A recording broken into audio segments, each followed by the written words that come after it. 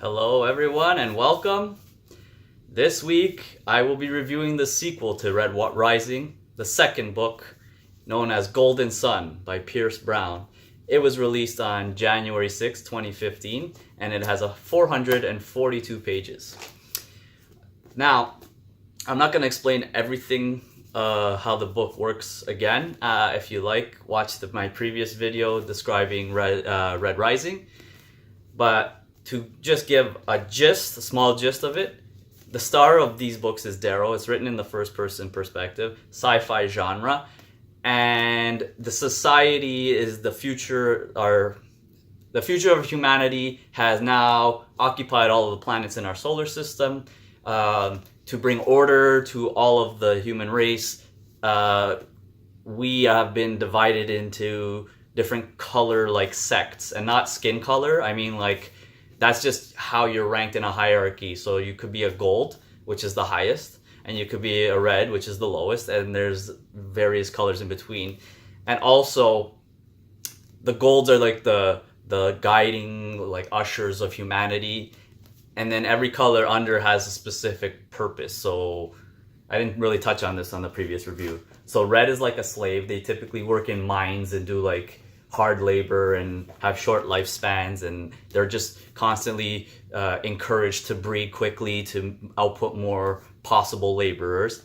And then there's different ones. I'm not gonna go over all of them, but blue would be more of pilots and spaceships and those kinds of things. Greens are programmers. Grays are police and military infantry, and then obsidians are these hulking larger humans that are more for hard warfare and that kind of stuff. So anyway, there's a bunch of different ones. Now, Golden Sun continues right where Red Rising left off, maybe a few months after. Not to spoil the end of Red Rising, but anyway, I'm gonna have to spoil it, I just realized. So if you haven't read Red Rising and you don't want it spoiled, do not watch any further. Spoiler alert. So now, Golden Sun, Darrow has won his tournament in the previous book, Red Rising. He's gained favor among all the golden families. He's incognito as a gold.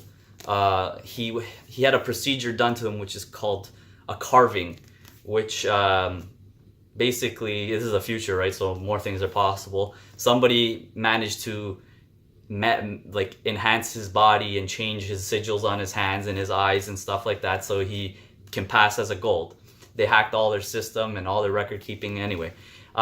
He infiltrated the Institute and won a tournament there, and then gained the favor of the very man who sentenced his wife to death, named Nero or Augustus.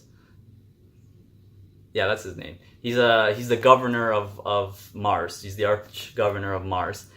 And Darrow does this and accepts this role as an apprentice to him to kind of raise his station, because he realized to take down the society, he has to do it from within.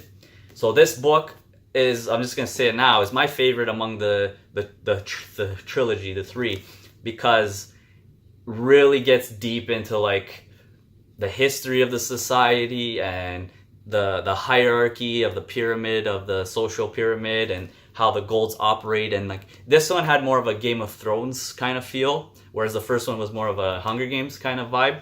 This one has the gold has different families that are all vying for power, because you could control a planet, which is Mars is the focal point of these books, but there's also the whole solar system is run by the moon, Luna, they call it, which is kind of the equivalent of the Iron Throne in Game of Thrones.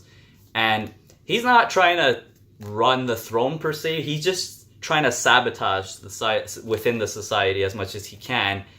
And then ultimately, without spoiling it, the end is a really intense ending. And luckily I had already purchased the third book, because right when I finished this one, I was right away I had to start reading the next one, because I'm I don't know how anyone could wait a year or however long it takes to read what happened after the ending, because the ending was intense. And there were a lot of good, intense parts within the book, a lot of betrayal, a lot of revelations, a lot of decent twists, and you really grow to be fond. You become fond of all the characters, and you hate the characters you're supposed to hate, and you really like love the characters you're supposed to love. So Pierce Brown did a great job of writing the characters that are a huge strength of this book. But not only that, overall, the world is so robust and well formed, like the worlds, I should say. The way the hierarchy works, I didn't see too many plot holes, which is like I'm a stickler for that. He did a great job of writing this book, considering he went from Red Rising and a year later, like this book's already was published and released. So good on him. Yeah, check that out. That's book 2, Golden Sun. The trilogy is called the Red Rising Trilogy, and the author is Pierce Brown. Thanks for watching, guys. Take care.